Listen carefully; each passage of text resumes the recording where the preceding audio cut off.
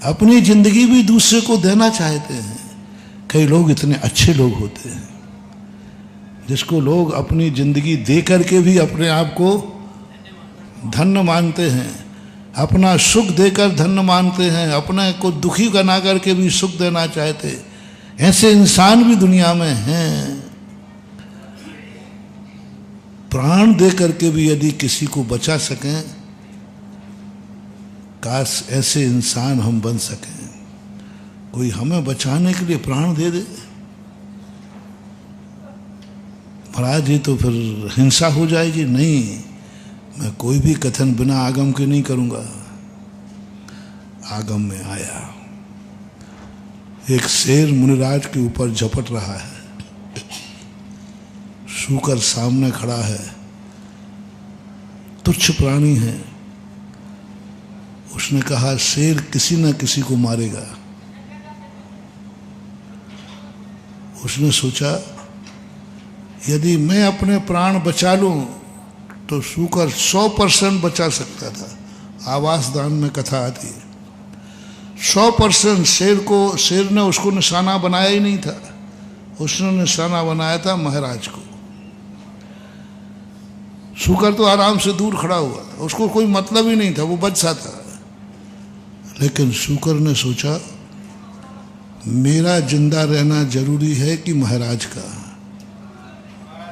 देखना उस तुच्छ प्राणी के अंदर बहुत सुंदर, जब भी ये कथा में चिंतन में लाता हूँ तब उसके प्रति मेरा 100 बार उसको धन्यवाद देने का मन आता है।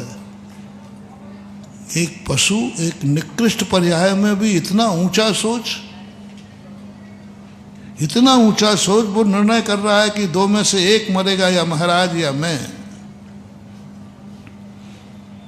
तुरंत तुलना की, मेरे जिंदा रहने से क्या लाभ है, मैं तो वैसे ही गंदा हूं और मैं दुनिया को कुछ नहीं दे सकता। लेकिन महाराज के एक दिन भी जिंदा रहने से ना जाने कितनों का कल्याण होगा। कूद पड़ा। शेर ने कहा तू क्यों मरना चाहता है, मैं तो तुझे थोड़ी मार रहा हूं। बोले सवाल उसका नहीं है, सवाल है जिनको आप मारना चाहते हो वो मेरे प्राणों से भी कई गुना अच्छा है, क्योंकि मैं मरूं तो मर जाऊं लेकिन इनका जिंदा रहना निर्णय। और फैसला कर लिया, कूद गया, मर गया, लेकिन महाराज को बचा लिया। कोई मोही व्यक्ति नहीं, कोई परिवार का व्यक्ति नहीं, जिससे तुम्हारा मोह है उनके लिए मरना नहीं। क्या तुम इतने अच्छे इंसान हो कि कोई अपरिचित पशु भी तुम्हें बचाने के लिए मरने को तैयार हो जाए? और वो हुआ। तो ऐसे लोग जो दुनिया में होते हैं,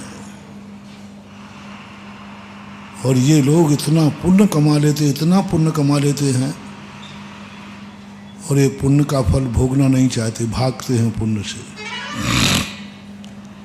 दोनों व्यक्तियों को, एक ने इतना पाप कमाया, इतने अशुभ कर्म कमाए, लेकिन जब अशुभ कर्मों का दुख का समय आया तो वो सुसाइड करने लगा, भागने लगा। नहीं, मैं ये दुख नहीं भोग सकूंगा, मुझे सहन नहीं होगा, मैं नहीं भोगूंगा, मैं इतना दुखी नहीं रह सकता, मैं मरता हूं। पलायन, दुख से पलायन, बुरे दिनों से पलायन, बुरे कर्म से पलायन नहीं। यही तो धर्म ने कहा था, जब तुझ में दुख सहन करने की शक्ति नहीं है तो तूने ऐसा कर्म बांधा क्यों? अशुभ कर्म बांधता है हंसते हंसते, और जब उदय में आता है तो रोता है। यही तो धर्म कहता है, देख तू चेत जा अभी। यही तो मैं समझा रहा हूं, यही तो गुरु समझाते हैं, यही तो जिनवाणी कहती है, मान जा भाई मान जा। जो तू कर्म कर रहा है, जो तू अभी अहंकार कर रहा है, कल के दिन तुझे सहन नहीं होगा, रो पड़ेगा तू। मैं तुम्हें इसलिए नहीं समझा रहा हूं कि तुम बुरे कर्म मत करो। नहीं, मैं समझा भी नहीं सकता, तुम समझोगे भी नहीं। मैं तो इसलिए समझा रहा हूं कि कल के दिन जब तुम ये कर्म उदय में आएगा तो तुम सहन नहीं कर पाओगे। उस समय तुम्हारा रोना मैं नहीं देख पाऊंगा। उस समय में रोना नहीं देख पाऊंगा। कहा था ना, एक बार एक माँ बेटे को हंसा रहे थे लोग, तो माँ ने रोका, नहीं बेटे को मत हंसाओ। क्यों? क्योंकि जितना हंस रहा है कल उतना ही, और इसका रोता मैं देख नहीं पाऊंगी। बेटे को रोता मैं नहीं देख पाऊंगा, इसलिए वो हंसी रोक रही है। लोग लगते हैं कि हंसी क्यों रोक रही है? क्योंकि वो जानती है कि इसका रोना मैं नहीं देख पाऊंगी, इसलिए कहता है नहीं मेरे बेटे को मत हंसाओ। बस यही दशा, जैसे तुम्हारी माँ तुम्हारी हंसी को भी रोकती है, ये जान कर के कल मैं इसका रोना देख नहीं पाऊंगा। बस यही सीख जब मैंने तो जिनवाणी माँ को देखा, जिनवाणी माँ यही देखा, यही स्वरूप देखा। तुम्हें मौज मस्ती का समय मिला, तुम्हारे पास धन है, दौलत है, ऐसे भोगो, भोग बुलास्ता करो, मस्ती करो। क्यों रोक रही है? क्यों रोक रही है?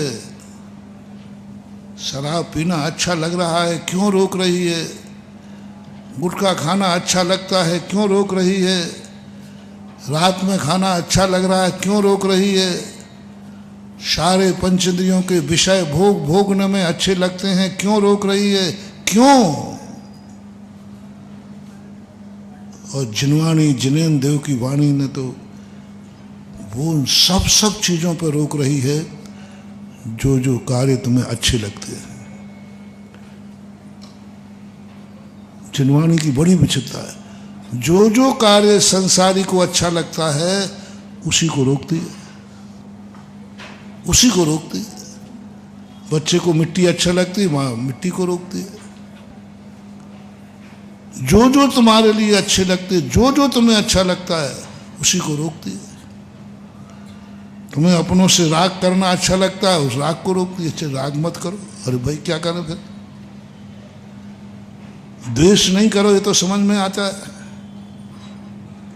द्वेष नहीं करो, ये तो समझ में आता है, लेकिन राग करो, उसी के लिए मना करती, राग मत करो। किसी से घृणा मत करो तो बात समझ में आती, किसी को चाहो भी मत। अब बताओ, राग पकड़ाने पर भी माँ जिनवाणी कहती रहे बेटा राग मत कर। माँ ये तो बहुत अच्छा लग रहा है, दोनों को अच्छा लग रहा है, दोनों को अच्छा लग रहा है। माँ को भी अच्छा लगता है राग, बेटे को भी अच्छा लगता है। अच्छा बताओ, दोनों व्यक्तियों में आप लोग बताओ, तुम दोनों जोशों में एक दूसरे को चाहते हो, तो दोनों को वो चाहत अच्छी लगती है कि बुरी? है ना, बोलो ना, अच्छी लगती। कोई भी हो, दो मित्र भी क्यों ना हो, यदि दोनों मित्र भी एक दूसरे को चाहते हैं तो अच्छा लगता है। बाप बेटे एक दूसरे को चाहते हैं तो, और मियाँ बीवी चाहते हैं तो, बोलो ना, जो है सो है, महावीर की जय, उसमें क्या बुराई है? बहुत अच्छा लगता है। मियाँ बीवी पति पत्नी एक दूसरे को बहुत चाहते, बहुत चाहते। मैं तुम्हारे चाहत पे कोई संदेह नहीं कर रहा हूं, तुम दोनों में एक दूसरे के प्रति बहुत राग है।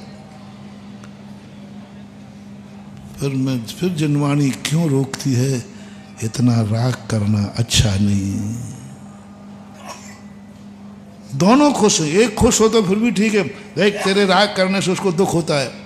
दोनों खुश है, दोनों कहते हैं हाँ बहुत अच्छा है, फिर भी रोक रही है, फिर भी रोक रही है। क्यों? जिनवाणी माँ अपनी दुश्मन नहीं है।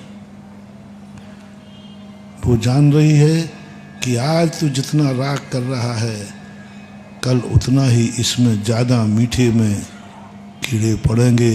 यही राग तुझे एक दिन अनंत संसार में रुला देगा। जय हिंद दोस्तों, अगर आपको मेरी वीडियो अच्छी लगती है तो प्लीज़ मेरे चैनल को लाइक, शेयर, सब्सक्राइब करिए और इसी तरह से अपना प्यार देते रहिए। धन्यवाद।